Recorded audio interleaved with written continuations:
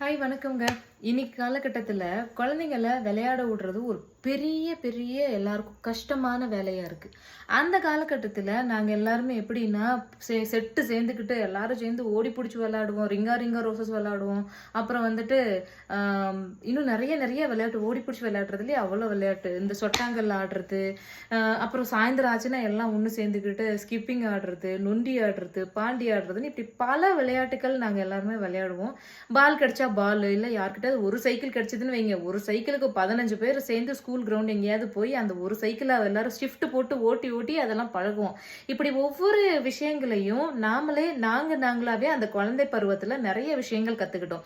ஆனா இன்னைக்கு இருக்கிற குழந்தைங்கள வந்துட்டு இன்னைக்கு இருக்கக்கூடிய அந்த ஹைஃபையான லைட்டிங்கோட இருக்கக்கூடிய பல விஷயங்களை பார்த்து பேரண்ட்ஸ் நிறைய ஏமாந்து போறாங்க.